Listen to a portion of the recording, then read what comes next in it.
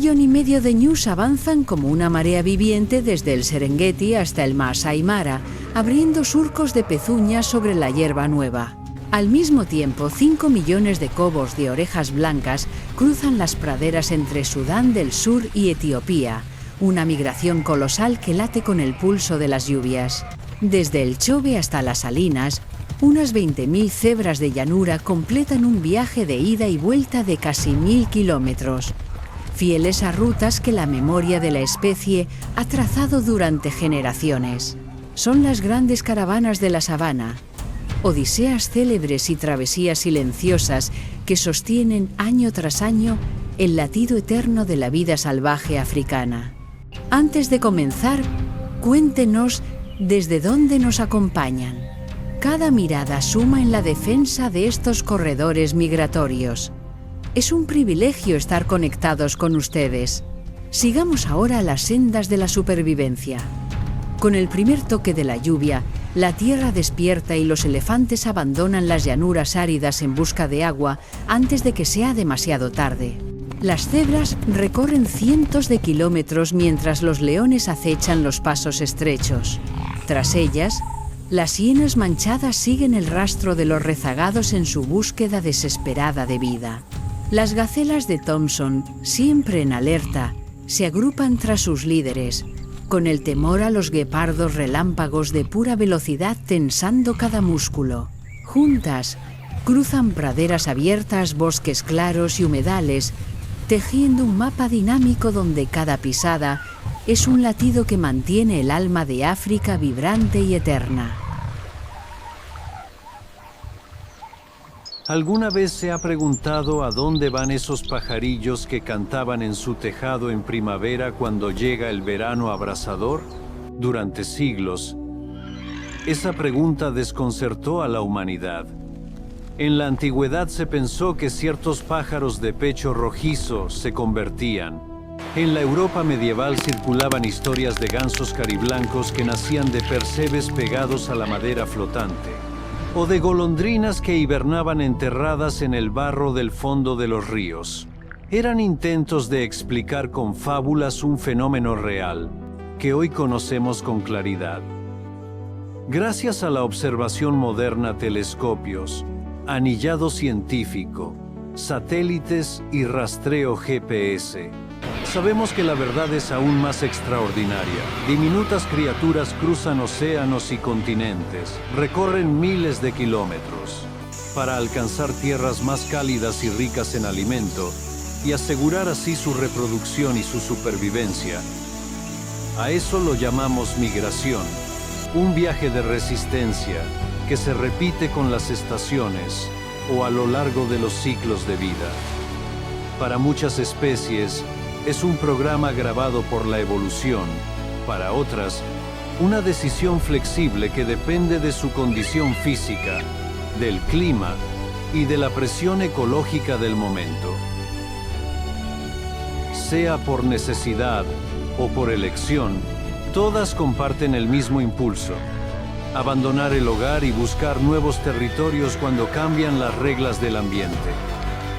Este movimiento suele activarse por señales precisas: variaciones de temperatura y de lluvia, días más cortos o más largos, disminución del alimento disponible. Con la estación seca, los ríos se encogen. Cuando las hierbas tiernas y los frutos desaparecen, la única estrategia es avanzar. La investigación ha demostrado que los migradores perciben con una finura prodigiosa la duración del día, la posición del sol, el campo magnético terrestre, la dirección del viento e incluso olores del suelo que marcan la ruta. Y más allá del instinto, interviene la cultura animal. En muchas aves, los adultos experimentados descubren trayectos más seguros o eficientes y los transmiten a los jóvenes a través del viaje en grupo. La migración es, así, una inteligencia colectiva en marcha. Pocas escenas lo expresan con tanta fuerza como la sabana africana, un territorio que late al compás del fuego, la lluvia y el renacimiento.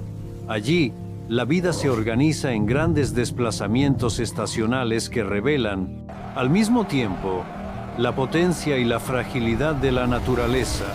Una coreografía de supervivencia, donde cada ala y cada pezuña siguen el pulso de un planeta en movimiento. Comencemos por la migración estacional, la forma más reconocible de movimiento animal. Es un ciclo anual que sigue la huella de las lluvias en busca de tierras de abundancia, año tras año, por rutas relativamente estables que a veces se extienden miles de kilómetros.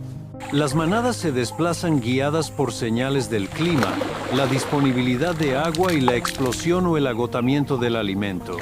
Los ecólogos la denominan migración estacional porque está anclada a ciclos meteorológicos recurrentes y en gran medida predecibles. El motor más visible es el contraste entre estación húmeda y seca. Con la llegada de las lluvias, la vegetación florece y el agua dulce se multiplica.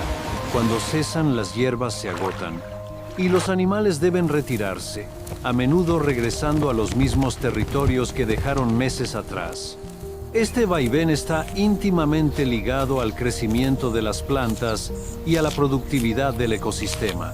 Al pasar, los herbívoros pastan, pisan y fertilizan el suelo con sus desechos, acelerando la descomposición y el reciclaje de nutrientes. La presencia de millones de individuos en movimiento actúa como un auténtico revulsivo ecológico. Pone en marcha un ciclo de renovación del suelo y del pasto que sostiene, temporada tras temporada, la arquitectura viva de la sabana. En los nudos de la estación donde las rutas se cruzan o se detienen para parir la migración estacional, se vuelve un espectáculo abrumador. Las imágenes satelitales muestran concentraciones de animales que se cuentan por centenas por kilómetro cuadrado. Y sin embargo, el orden emerge de la memoria. Las manadas no inventan caminos, vuelven a los mismos descansaderos, a los mismos vados, siguiendo señales ambientales estables.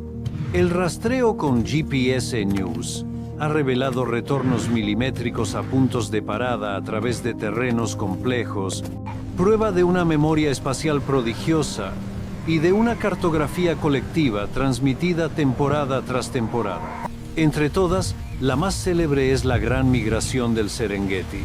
Sobre un mosaico de más de 30.000 cuadrados kilómetros que comparten Tanzania y Kenia, millones de ñus azules avanzan como una vasta arca, acompañados por cientos de miles de gacelas de Thompson y cebras. Cada año recorren cerca de 800 kilómetros en un circuito cerrado en busca de agua, hierba joven y zonas seguras para el parto. A la cabeza suelen ir las cebras, principalmente de Grant, más esbeltas, de rayas marcadas y espaciadas con regularidad, pioneras por estrategia y memoria. Su sistema digestivo fermentador les permite aprovechar pastos más secos y toscos. Al cortar muy raso con sus guadañas dentales, exponen brotes verdes frescos que luego aprovechan los ñus.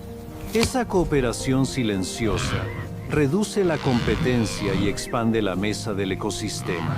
Las cebras son además resistentes al sol implacable de la sabana, patas largas, pezuñas duras, corazones potentes y una sudoración eficiente sostienen su marcha. Sus rayas que confunden contornos a distancia y en luz cambiante también podrían ayudar a disipar calor mediante microcorrientes, entre otros posibles beneficios. Sobre el mapa mental de la manada quedan fijados ríos, taludes suaves, oquedades de cocodrilos y llanuras abiertas, un archivo vivo que se actualiza cada temporada. En los cruces del Mara o del Grumeti suelen ser las primeras en lanzarse al agua, inaugurando la travesía y, sin proponérselo, señalando a otras especies que la ruta es viable. En una megamanada estos microgestos previenen el caos. La arquitectura social refuerza la protección. Pequeños harenes, un macho, varias hembras y sus crías se integran en un mar de rayas que avanza junto a los ñus. Así nace un sistema dual de alerta. Las cebras vigilan con la vista y el oído. Los ñus con el olfato y la sensibilidad al movimiento. Juntos, detectan antes las emboscadas de leones, leopardos o hienas manchadas y mantienen a la caravana en marcha, fiel al pulso de las estaciones. Aún así, la gran migración es un viaje bajo riesgo constante. Cada año, en torno a 250.000 ñus sucumben a la sed, el hambre, el agotamiento o la depredación. Sin embargo, la población se mantiene gracias a una estrategia poderosa en su sencillez: el parto sincronizado.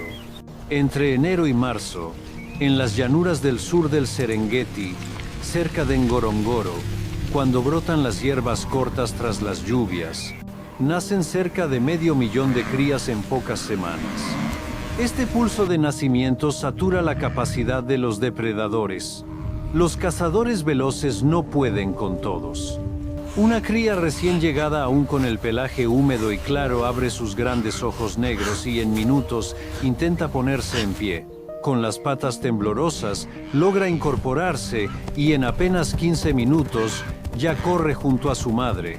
Sin esa respuesta fulminante, ni siquiera el amparo de la manada bastaría. En abril, las lluvias prolongadas empapan el Serengeti occidental y las columnas comienzan a deslizarse hacia el norte. Vistas desde el espacio, trazan sobre el verde de la llanura largas pinceladas oscuras, como venas que alimentan al continente. Hacia julio alcanzan los ríos Grumeti y Mara, donde aguarda la prueba más dura. Las aguas profundas y turbulentas esconden cocodrilos del Nilo que superan los 5 metros. Cuando la manada se lanza, el cauce estalla en salpicaduras, bramidos y mandíbulas que se cierran. Miles perecen en horas, pero los supervivientes continúan hacia los pastos exuberantes del Maasai Mara. Entre septiembre y octubre, las manadas descansan brevemente allí, aunque el peligro nunca se aleja. Las hienas manchadas cazadoras pacientes esperan su momento. Al caer la noche, su risa áspera recorre la sabana. Se dispersan, coordinan y atacan como lanzas vivas, cercando a las crías exhaustas. Con fuerzas de mordida que rondan los 4.500 newtons, trituran incluso los huesos más duros. Y actúan como el equipo de limpieza de la naturaleza, reciclando carroñas y devolviendo minerales al suelo. En noviembre regresan las lluvias cortas al sur del Serengeti, reviven las hierbas y las manadas emprenden el retorno en silencio. Sin órdenes ni líder visible, vuelven colectivamente a los mismos lugares de descanso, por los mismos corredores, guiadas por una navegación prodigiosa que combina memoria espacial con señales del ambiente. No todos migran. Algunos pequeños grupos permanecen cerca de fuentes de agua permanentes o solo se mueven unas decenas de kilómetros. Esto revela que la migración no es un automatismo ciego, sino una estrategia flexible moldeada por las condiciones de cada temporada. Los estudios genéticos muestran además que las poblaciones migratorias de ñus conservan una alta diversidad. Esto es gracias al flujo génico constante que se produce en cada ciclo, evitando así la endogamia. Cuando las cebras de Grant han recortado las hierbas altas y toscas, y los ñus han pastado la franja intermedia, entonces entra en escena la tercera pieza del engranaje, la gacela de Thompson. Con números que oscilan entre 174.000 y más de 400.000 según el año, su proeza no es la cantidad, sino la precisión. Aprovecha el orden ecológico creado por quienes la preceden, al quedar expuestos los brotes tiernos y los retoños más nutritivos a ras de suelo. La gacela selecciona lo mejor del pasto sin competir de frente. Este reparto fino del alimento, la partición de nichos. Esto permite que varias especies convivan en el mismo territorio sin conflicto directo. Aunque participa en la gran migración, la gacela de Thompson recorre trayectos más cortos y maleables. Suele permanecer más tiempo en el sur del Serengeti tras las lluvias gracias a su notable tolerancia a la sequía. Su dieta es muy especializada. Aún así, depende del agua superficial, a medida que arroyos y charcas se evaporan. ajusta sus rutas dentro de distancias manejables. Su tamaño, apenas 15 a 35 kilos, le permite ahorrar energía. Se mueve con eficiencia por suelos duros y secos. Entre sus rasgos más llamativos está el stotting, saltos altos y rígidos sobre las 4 patas. Estos saltos funcionan como señal de alerta y a veces como distracción frente a los depredadores. Combinado con una velocidad punta de hasta 70 km por hora y cambios de dirección en zigzag, convierte a esta pequeña antílope en un objetivo mucho menos sencillo de lo que su tamaño podría sugerir. Aún así, rara vez basta para disuadir a un guepardo. A diferencia de leones o hienas, que a menudo siguen el pulso de la migración, los guepardos reajustan continuamente sus dominios de caza según la disponibilidad de presas.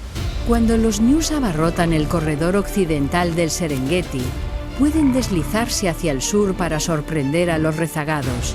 Cuando el movimiento general avanza hacia el Masai Mara, recorren las llanuras abiertas para interceptar concentraciones de gacelas de Thompson, su presa preferida y más manejable.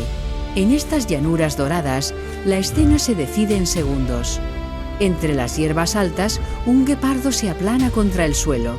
Las finas lágrimas negras que descienden desde sus ojos ayudan a reducir el deslumbramiento del sol. Con el viento de cara y aprovechando cada depresión del terreno, acorta distancias hasta quedar a unos 40 metros. Su columna se enrolla como un muelle y de pronto estalla. Las garras semirretráctiles muerden el suelo, el cuerpo se proyecta hacia adelante y alcanza cerca de 100 km por hora en apenas unos segundos. La cola, como un timón, corrige cada quiebro. La gacela zigzaguea, intenta el amago lateral, pero un zarpazo al costado la desequilibra. Cae envuelta en polvo. La persecución dura menos de un minuto. Cada instante es la cumbre de la velocidad, la precisión y una ingeniería evolutiva sin igual. Con la captura conseguida, comienza otra carrera, la del tiempo. Incapaz de defender su presa frente a competidores más robustos, el guepardo devora a toda prisa. Tiene apenas unos minutos, a menudo del orden de 10 a 15, antes de que hienas o leones detecten el olor y lo despojen. Su cuerpo esbelto, pensado para la aceleración, y sus garras semirretráctiles, magníficas para la tracción pero inútiles en un forcejeo, lo obligan a ceder y conservar energía para la siguiente caza. No es debilidad, es estrategia. La gran migración no es solo el desfile de millones de ñus y cebras, también es este pulso feroz entre depredadores y presas, la ley impasible de la naturaleza que renueva el ciclo de la sabana. Y aunque su imagen sea la más célebre del movimiento masivo en la Tierra, África guarda muchas otras migraciones, joyas discretas, todavía por revelarse del todo. Entre ellas destaca la travesía por las llanuras del Iwa, la segunda migración de ñus más grande de África. A diferencia de los peligrosos vados del Serengeti, donde cada río es una apuesta de vida o muerte, aquí el movimiento se asemeja a una peregrinación colectiva, constante, ordenada y sostenida hacia pastizales prometedores. El objetivo no cambia: hallar terrenos seguros para parir y suficiente alimento para sostener a la nueva generación. Hacia octubre, cuando las primeras lluvias empapan la tierra agrietada, la sabana de Leiwa despierta. El aroma de la hierba fresca se mezcla con el suelo húmedo, la llamada de la naturaleza. Desde todos los puntos del horizonte, más de 45.000 ñus azules, junto a manadas de cebras y pequeños antílopes lechwe, inician su avance hacia el sur desde la franja árida de la frontera con Angola. Fluyen como un río vivo a través de las llanuras aluviales de Barotse, siguiendo la rama del río Lubimba, hacia lagos estacionales en el corazón de la planicie. Ese destino, grabado por milenios, ofrece hierbas ricas en nutrientes con cada lluvia para recibir a los recién nacidos. Puede que esta migración no tenga el estruendo del Serengeti, pero su ritmo sereno posee el pulso de una procesión sagrada, constante, previsible y cargada de esperanza. Más al norte, una migración silenciosa supera en magnitud a la gran migración que todos conocen. Es la migración del Nilo, considerada hoy la mayor migración terrestre del planeta. Más de 5 millones de cobos de orejas blancas, 350.000 antílopes tiang, 350.000 gacelas mongaya y 160.000 antílopes de Bohor se desplazan estacionalmente a través de más de 100.000 kilómetros cuadrados, desde el Parque Nacional Badingilo hasta el Parque Nacional Boma y la región de Gambela, en Etiopía. Este viaje se produce de enero a junio y nuevamente de noviembre a enero, guiado por las lluvias y el brote de nuevos pastizales. Los estudios aéreos de 2023 confirmaron su escala colosal. Aquí no dominan las escenas dramáticas de depredación. Esta migración encarna una armonía ecológica que dispersa semillas, fertiliza suelos y sostiene el equilibrio entre especies, mientras depredadores locales, leones, leopardos, hienas, dependen de este pulso masivo para sobrevivir. No todas las especies, sin embargo, están atadas a lluvias o destinos fijos. Algunas practican una movilidad más flexible, en la que los límites entre ecosistemas se vuelven puertas abiertas. Cada año pueden elegir un camino distinto. Es la migración interbioma, el paso de un sistema ecológico a otro para aprovechar condiciones cambiantes en el espacio y en el tiempo. No ocurre en una fecha concreta. Unas especies parten cuando se secan las fuentes de agua. Otras, tras incendios que renuevan el pasto. Otras, cuando la llamada reproductiva las empuja hacia el interior del bosque. Estos viajes siguen el ritmo de la necesidad, el latido del ambiente. Sin rutas rígidas ni destinos repetidos, las paradas se deciden por variables finas: humedad del suelo, densidad de la vegetación, contenido mineral del agua, señales hormonales. Para sostenerlo, los animales requieren resistencia y una navegación extraordinaria, capaces de leer y traducir dos mundos distintos, mientras se adaptan entre ecosistemas que cambian a la velocidad de las estaciones. Esto exige ajustes finos del cuerpo, sistemas digestivos capaces de alternar dietas, mecanismos de termorregulación que responden a humedad y temperatura cambiantes. Y sobre todo, una memoria espacial afilada por la experiencia. Cuando se habla de inteligencia, memoria y aprendizaje en la sabana, pocos igualan al elefante africano. Cuando la hierba amarillea y el último brillo del agua se apaga en charcas de roca y cauces agrietados, las manadas se ponen en marcha. No siguen un programa rígido, sino rutas redibujadas cada año a partir de recuerdos compartidos y aprendizaje social. Las guía una matriarca, la hembra más veterana, con más de 4 décadas de decisiones a cuestas. Ella recuerda pozas ocultas bajo piedras, arboledas que fructifican tras las primeras lluvias y el momento exacto para partir, evitando tanto el calor implacable como el conflicto con las personas. Estudios de campo en Samburu, Kenia, han mostrado matriarcas capaces de localizar decenas y decenas de fuentes de agua, incluidos pozos que solo se rellenan cuando suben los acuíferos, y conducir a su familia hasta ellas. No es raro que una manada recorra 50-80 kilómetros en una sola noche para alcanzar un punto seguro. Las crías aprenden el mapa siguiendo paso a paso a la abuela. Una auténtica clase magistral de supervivencia. En el Sahel, los elefantes del Gurma Malí describen uno de los circuitos más extensos conocidos para la especie en África Occidental. Este es un arco de cientos de kilómetros a través de un paisaje duro, con agua escasa y árboles dispersos. Las temperaturas en este paisaje superan los 48 grados Celsius, no hay margen para el tanteo. eligen caminos que conectan salinas, lechos de ríos con reservas subterráneas y afloramientos ricos en arcillas y minerales. En su marcha, encadenan ecosistemas, sabanas secas, matorrales de acacia espinosa, bosques ribereños del Níger y llanuras abiertas. Cada pisada pesada abre sendas en la maleza, habilitando corredores que luego aprovechan cebras, antílopes y un sinfín de especies. En cauces secos, cavan con trompa y patas hasta dar con agua fría. En minutos, sus pozos improvisados congregan monos, aves e incluso depredadores. Pero estos viajes largos también enfrentan desafíos crecientes. Deben cruzar zonas quemadas por incendios y evitar áreas donde los buitres planean bajo, señal de muerte o de sequía, y bordear cultivos y cercas que cortan corredores antiguos.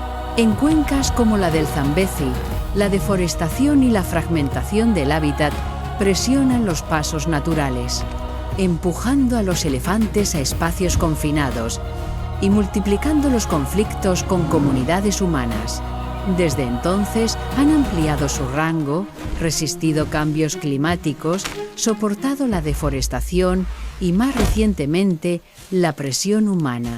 Sus desplazamientos conectan parches de vida, ayudan a otras especies a superar la estación seca y aseguran que, cuando regresen las lluvias, los pastizales estén listos para renacer. Allí donde avanzan, el paisaje vuelve a respirar. Si los elefantes tienden puentes entre fuentes de agua separadas por cientos de kilómetros, los búfalos africanos cuentan otra historia. Sus desplazamientos son más cortos, pasos deliberados cincelados por miles de estaciones de lluvias y de sequía. Perciben cambios sutilísimos: el olor de la hierba, la humedad en el viento, y se mueven juntos, redibujando mapas de supervivencia dentro de un rango conocido. No se atan a una sola ruta. Habitan desde pastizales abiertos hasta matorrales espinosos y alternan llanuras aluviales en época húmeda con mosaicos de arbustos, praderas y humedales cuando el agua escasea. En la estación de lluvias, con agua y plantas en abundancia, las manadas se dispersan para aprovechar la generosidad del ecosistema. En la estación seca, cuando el suelo se agrieta y solo quedan raíces quebradizas, se repliegan en núcleos húmedos, pantanos, riberas o pozas ocultas bajo dóseles bajos. Los datos de GPS lo reflejan. En Kruger, Sudáfrica, los búfalos recorren de media 3-4 kilómetros al día. En Ruaha, Tanzania, unos 4-6 kilómetros, aumentando a 7 kilómetros hacia el final de la sequía. Algunos jóvenes adultos llegan a cubrir hasta 95 kilómetros en pocos días, saliéndose del rango normal para hallar mejor agua y forraje, cruzando humedales, bosques y selvas ribereñas. Esa movilidad habla de flexibilidad. La dirección del grupo no depende de un único líder, sino de la inteligencia colectiva. En lugar de imposición, hay votación. Hembras adultas se incorporan y se orientan hacia donde perciben ventaja, olor a hierba fresca, rumor de agua, sombra protectora, y la dirección con más votos se convierte en el rumbo de la manada. A medida que avanzan, pequeños grupos pueden fusionarse en supermanadas de 1000 o 2000 individuos. Una muralla de ojos, cuernos y músculo que protege a crías y hembras en el centro, mientras los machos forman un escudo en los bordes. Aún así, no todos los búfalos migran. En regiones con agua perenne y pastos que se regeneran rápido, unos permanecen residentes y otros se desplazan estacionalmente. Es migración parcial, documentada con GPS en el corredor Kavango-Zambezi y la franja de Caprivi. En esta vasta red de hábitats, los leones se mueven como sombras tras sus presas. Cuando la lluvia dispersa a los búfalos por bosques y llanuras aluviales, los territorios de los leones pueden superar los 700 cuadrados kilómetros. En la estación seca, con las presas concentradas en puntos de agua, Sus dominios se contraen a 100-300 cuadrado kilómetro. Los estudios muestran que la disponibilidad de presas explica gran parte de su rango, seguida de la proximidad al agua. Bajo el sol implacable del mediodía, el retumbar de los búfalos hace vibrar la tierra. A la sombra de las acacias, las leonas cazadoras principales acechan. No cargan de frente, se abren en abanico, avanzan contra el viento para no delatarse. Un grupo se muestra, empujando a la manada hacia la emboscada. Estalla el caos, polvo en suspensión, garras que se hunden, mandíbulas que aprietan la garganta. En el calor los cuerpos forcejean, el olor a sudor y hierba triturada lo inunda todo. El búfalo cede poco a poco bajo el peso coordinado de varias atacantes. Detrás, un macho vigila. Su melena espesa hace de coraza. Sus ojos barren el horizonte para ahuyentar rivales. Incluso los depredadores ápice están atados a los recursos y a la competencia. No abandonan su reino. Lo ajustan, se expanden o contraen al compás de las presas. Si los elefantes conectan líneas de vida lejanas, si los búfalos se reparten entre móviles y residentes, y si los leones acechan donde la presa abunda, el eland común encarna el arte de la vida nómada. No obedece rutas fijas ni estaciones estrictas. Deja que sus pasos sigan el verde del pasto y el brillo del agua a través de tierras secas, leyendo cada temporada como un mapa nuevo. A diferencia de los búfalos, que vuelven a un mismo núcleo, el mapa de los elands se traza con recuerdos de agua y un olfato finísimo.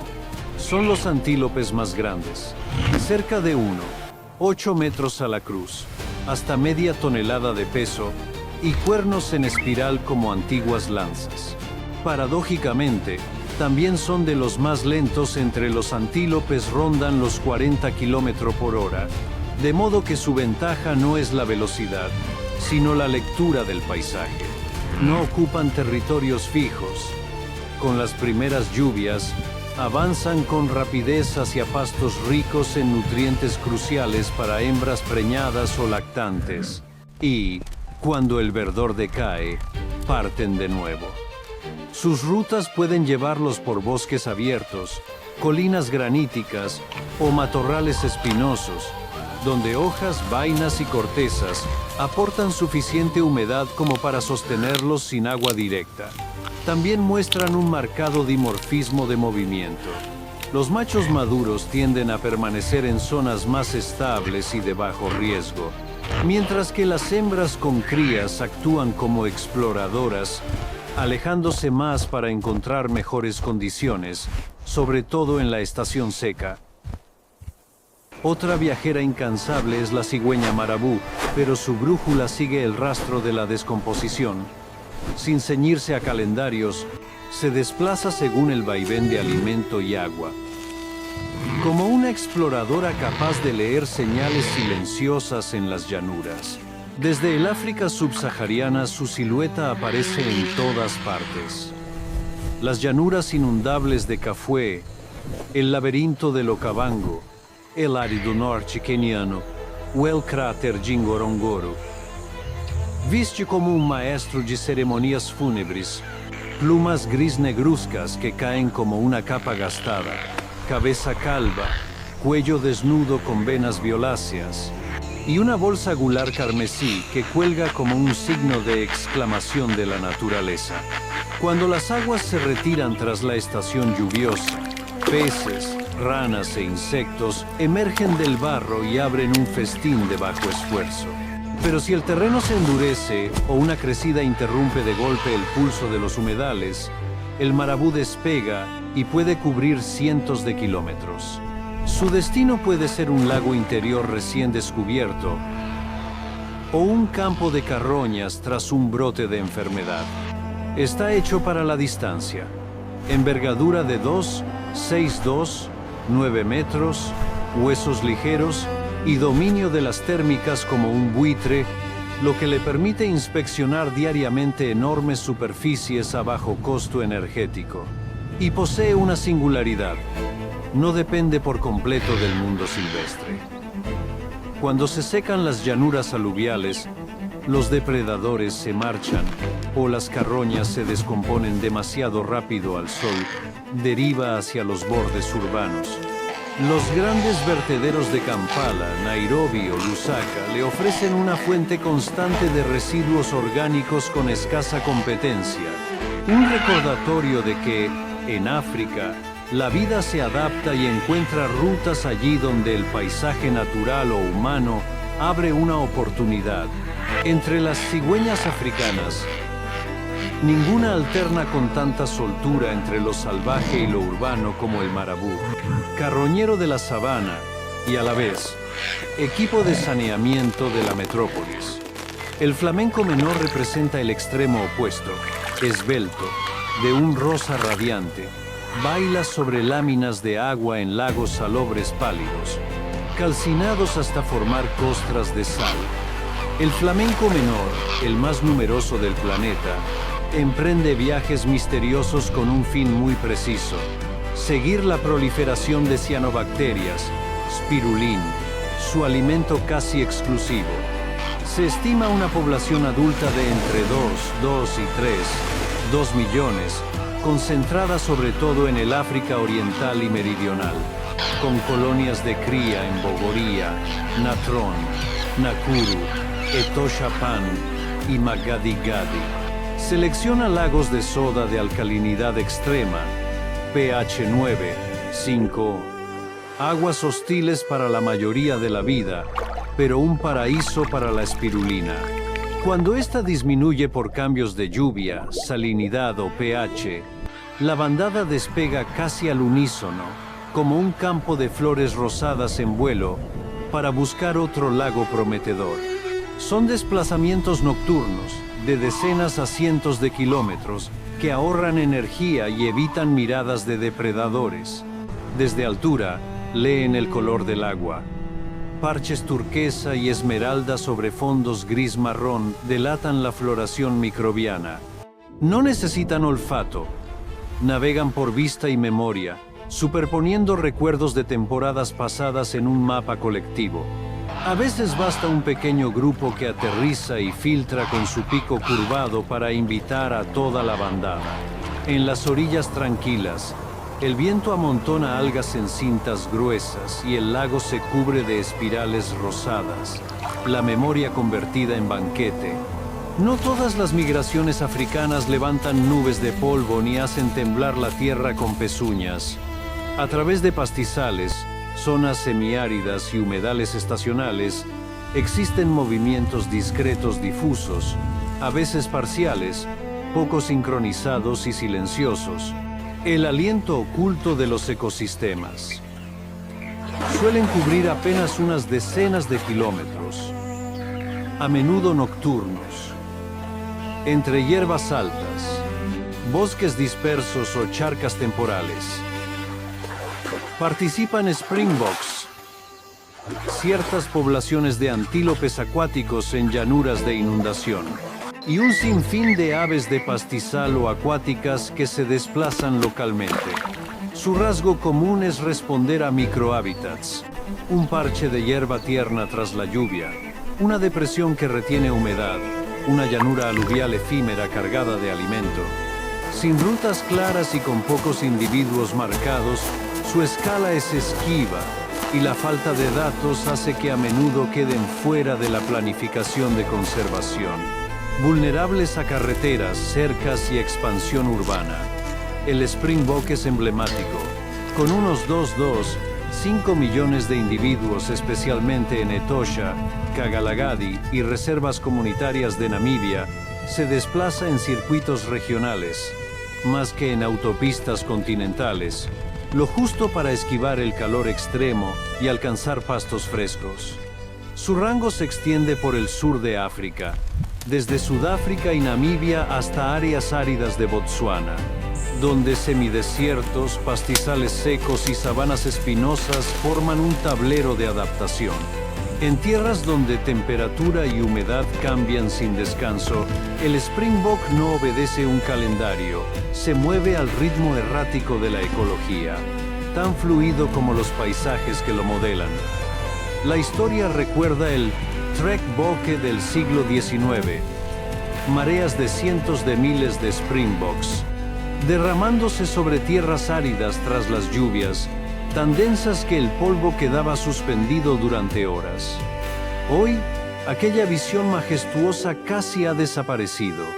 Desde el ojo del marabú, que descifra señales de despojos y corrientes térmicas, hasta el ballet rosa de los flamencos sobre sosa cáustica, y los pasos silenciosos del Springbok entre semidesiertos, África se revela no solo en epopeyas migratorias, sino en esas respiraciones intermitentes que sostienen el latido oculto del continente.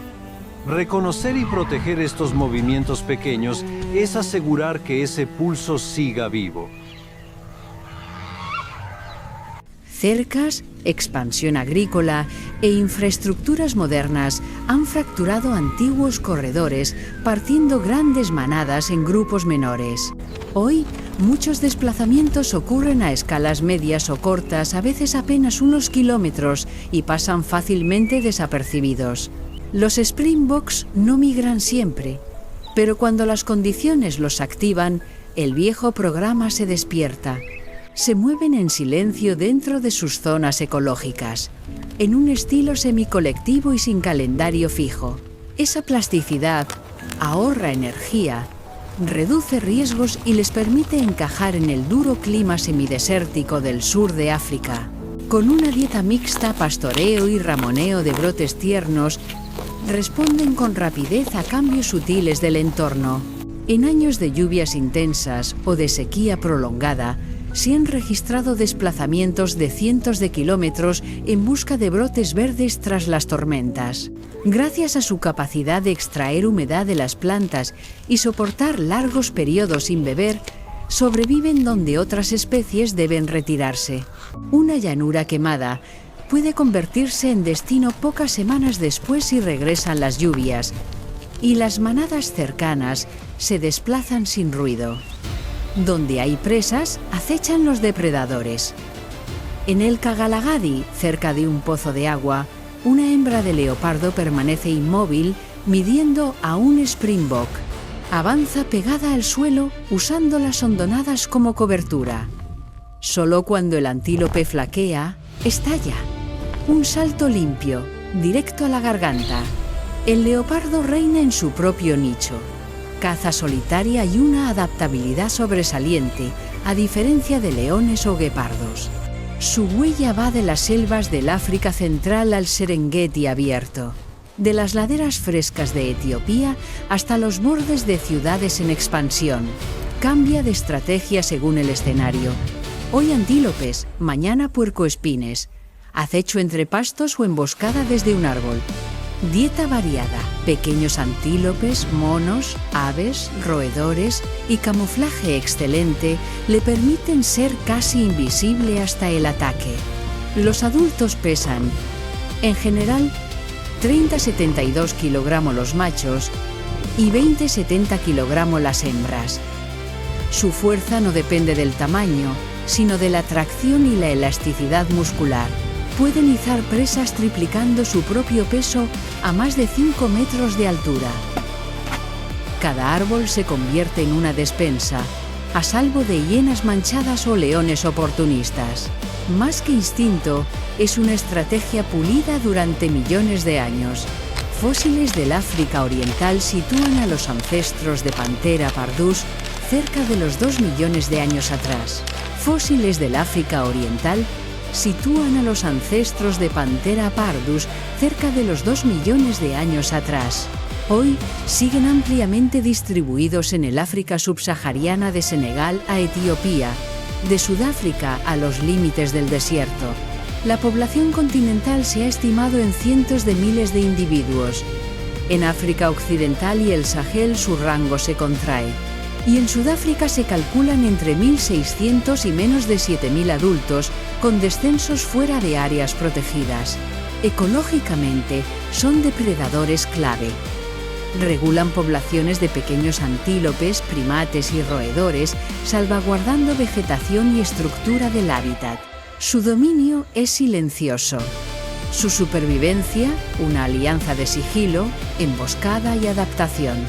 En otra escena, el objetivo es un antílope acuático. Sin cobertura, el leopardo aguarda inmóvil, avanzando al ras de un matorral. A 2 metros, se abalanza y muerde la garganta. En menos de 1 minuto, la lucha se apaga. La sabana vuelve a quedar en silencio. Y el depredador, fiel a su oficio, arrastra la presa hacia la sombra de un árbol. El antílope acuático, de talla media a grande 45-65 kilogramos, luce cuerpo robusto, cuello potente y un pelaje gris parduzco claro en la edad adulta. Solo los machos portan cuernos en media luna curvados hacia atrás. Su distribución abarca África occidental, central y oriental de Senegal y la cuenca del Congo hasta Etiopía, Uganda y Tanzania, donde ocupa sabanas húmedas, pastizales ribereños. A diferencia del springbok nómada, lleva una vida más sedentaria y estrechamente ligada al agua. Se desplaza en trayectos cortos o estacionales, desciende a zonas bajas cuando retrocede el nivel y regresa a cotas altas con el regreso de las lluvias. No son rutas rígidas, pero se repiten al compás del ciclo hidrológico. Detrás de estos vaivenes, desde migraciones amplias entre ecosistemas hasta desplazamientos discretos en hierbas altas, hay un requisito común: la conectividad. Por eso los corredores migratorios son el alma funcional del continente. No son simples senderos estacionales, son arterias ecológicas que cosen hábitats fragmentados. Permiten moverse entre zonas de alimentación, cría y refugio y facilitan escapar de sequías, incendios o la presión humana. Mantienen el flujo génico, equilibran redes tróficas y refuerzan la resiliencia climática. Cuando se bloquean con carreteras, cercas, agricultura o expansión urbana, el daño trasciende a unos pocos individuos. Las poblaciones se fragmentan. Cae la diversidad genética, disminuye el éxito reproductivo, aumentan los conflictos con humanos y el declive local se acelera. Proteger corredores es preservar la red viva que sostiene la sabana. Llevan millones de años sosteniendo el flujo biológico de África. Un emblema de esa visión es el área de conservación transfronteriza Kavango-Zambezi-Casa, más de 520.000 cuadrados kilómetros entre Angola, Namibia, Botsuana, Zambia y Zimbabue, el mayor corredor transfronterizo de fauna del continente. Es un cruce vital para elefantes que recorren cientos de kilómetros por temporada en busca de agua o rebrotes tras los incendios. En 2024, se cartografiaron millones de posiciones GPS de manadas para identificar cuarteles clave y amenazas como cercas veterinarias o minería. Casa conecta parques como Chobe, Bwabwata, Kafue y Zambezi en un entramado continuo que permite a elefantes, búfalos, antílopes y grandes depredadores moverse a través de fronteras. Es además de los pocos paisajes africanos donde los leones aún pueden dispersarse entre países. Para machos jóvenes expulsados, abre rutas hacia nuevos territorios y grupos de hembras distantes, reduciendo choques con dominantes y enriqueciendo la variabilidad genética. Se están restableciendo conexiones antiguas gracias a estos puentes naturales. Y los collares GPS muestran desplazamientos de más de 150 kilómetros entre reservas, sobre todo nocturnos, evitando a la gente y siguiendo el rastro de sus presas. Sin caza, muchos de esos pasos quedarían truncados y las poblaciones aisladas en islas con competencia creciente y diversidad menguante. Más al sur, la gran conexión Kruger-Limpopo funciona como un puente vivo que enlaza el Parque Nacional Kruger, Sudáfrica, con el Parque Nacional Limpopo, Mozambique, y Gonare-Sou, Zimbabue. Dentro del gran área de conservación transfronteriza del Limpopo, no es una carretera artificial, sino una red natural de ríos, matorrales y claros, marcada por generaciones de huellas. Aquí la migración entre ecosistemas se hace visible. Elefantes y búfalos bajan con las lluvias y regresan a tierras altas cuando aprieta la estación seca. No son solo pezuñas que pisan pasto, son vectores de polen y semillas, y un hilo genético que cose poblaciones lejanas para que el paisaje, temporada tras temporada, siga respirando. Ahora ese corredor luce cicatrices nuevas. En Mozambique, las rutas comerciales atraviesan poblaciones en expansión y los asentamientos avanzan hasta los bordes mismos de las áreas protegidas. Cada poste de cerca y cada huella de camión que corta el monte desgarra el tejido de esta red natural y amenaza con interrumpir flujos migratorios ancestrales. En el corazón del sur de África persiste otro camino invisible, grabado en la memoria de las cebras de Burchell, el corredor Chobe-Magadi-Gadi. Es la migración en línea casi recta más larga jamás registrada para un mamífero africano. Unos 500 kilómetros de ida y vuelta, que pueden extenderse a 700 o incluso 1000 kilómetros con desvíos por depredadores o por forraje. Cada año, tras las primeras lluvias en la región de Chobe, Botsuana, miles de cebras abandonan los pastos ribereños resecos por la estación seca y descienden hacia el sur, cruzando sabanas polvorientas y agrietadas rumbo a las vastas salinas de Magadi-Gadi. En pocas semanas, esos desiertos blancos y relucientes se transforman en praderas verdes cargadas de nutrientes. Nada es azar. Las manadas marchan como si las guiara una brújula interior. Meses después, cuando el sol endurece la costra salina y el pasto se marchita, emprenden el retorno, superponiendo capas de memoria estación tras estación, hasta convertir el recuerdo de la tierra húmeda y de los primeros brotes en un mapa vivo. Mientras abajo avanza la marea de pezuñas, arriba se despliega otro corredor. La ruta migratoria del Valle del Rift, una de las 9 grandes autopistas aéreas del planeta. Rivaliza con las del Atlántico Oriental y Asia Oriental Australasia. Pero tiene una firma única. Sigue la columna vertebral tectónica que recorre África de norte a sur.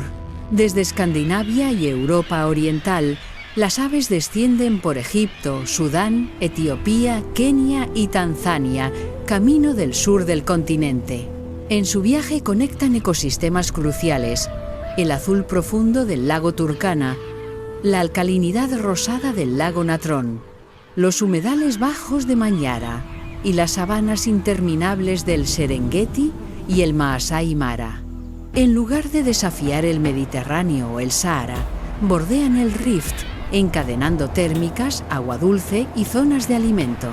Una receta para ahorrar energía y aumentar la supervivencia a lo largo de miles de kilómetros.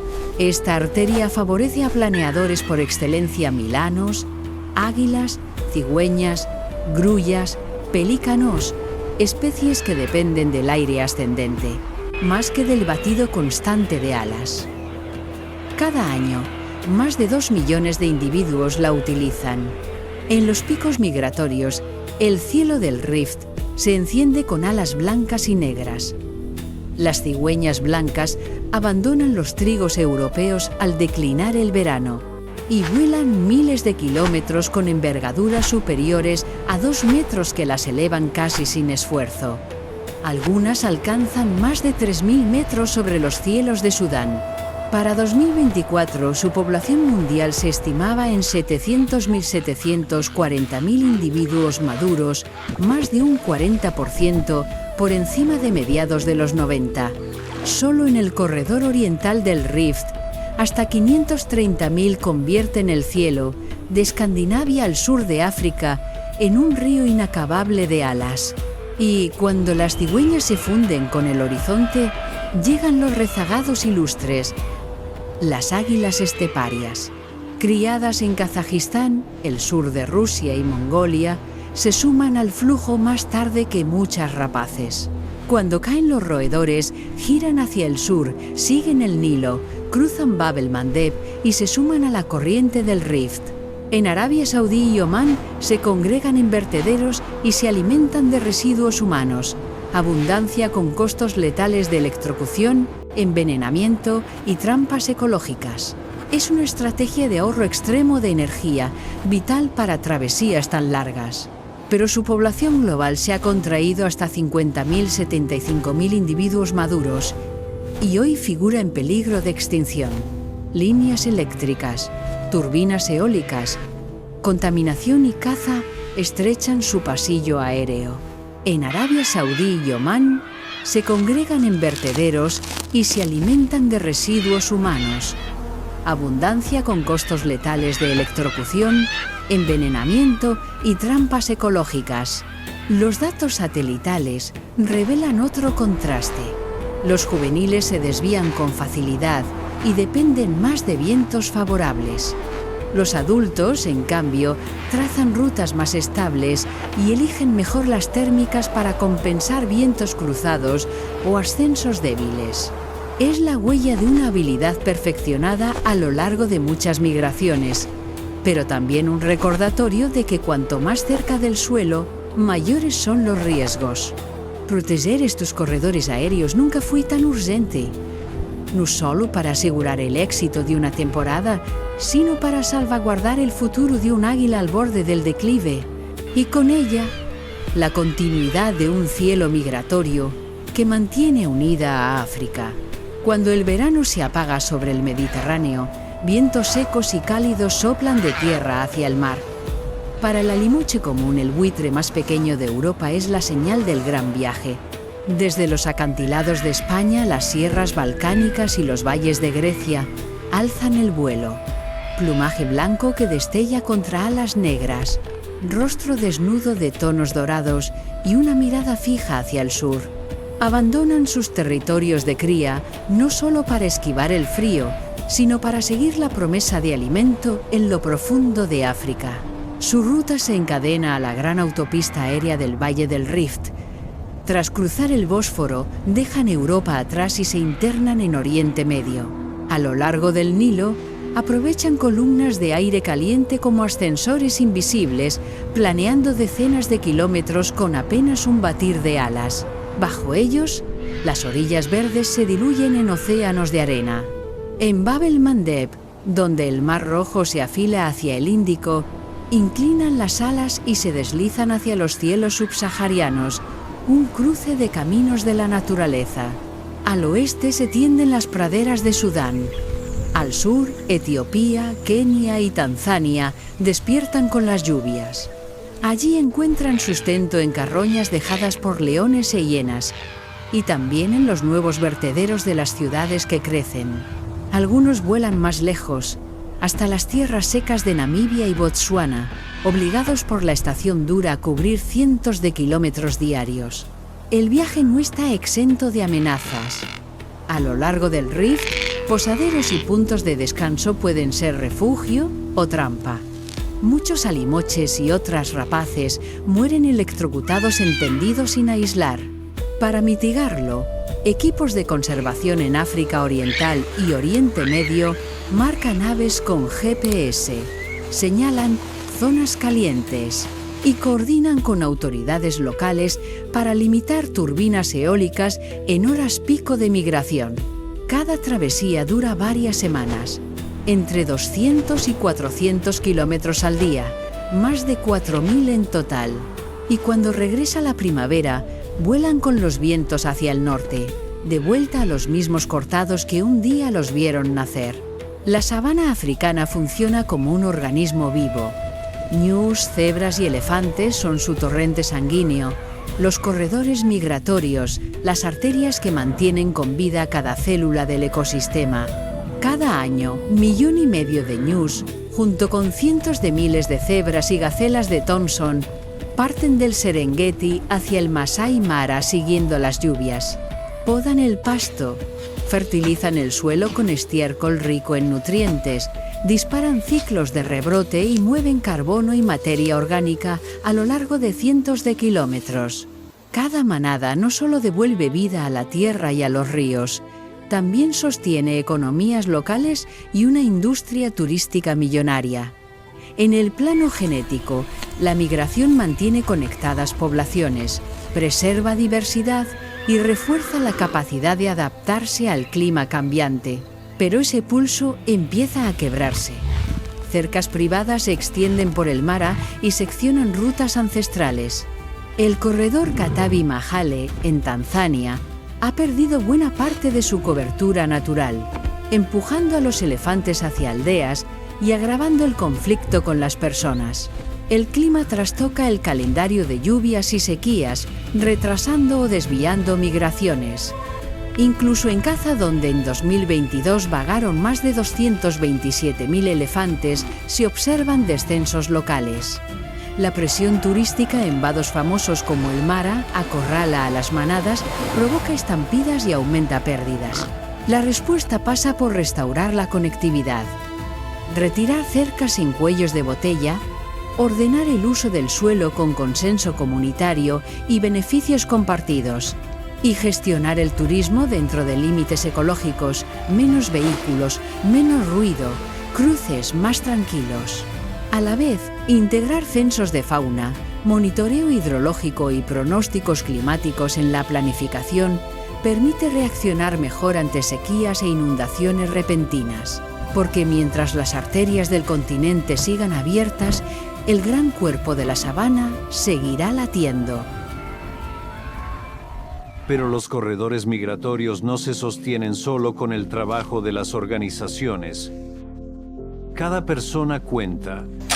Apoyar proyectos que restauran rutas.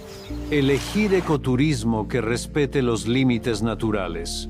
Reducir consumos que agotan los ecosistemas. Y compartir conocimiento científico para ampliar la conciencia.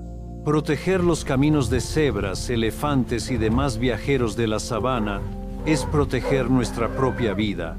Convirtamos el amor por la naturaleza en acción para que sus ritmos sigan resonando generación tras generación. Si alguna vez presenciaste un corredor migratorio en África, cuéntanos tu experiencia en los comentarios. Tu voz puede inspirar y dar energía a la conservación, ayudar a proteger la fauna y mantener ecosistemas prósperos. No olvides dejar tu me gusta, suscribirte y activar la campana para acompañarnos en más travesías extraordinarias.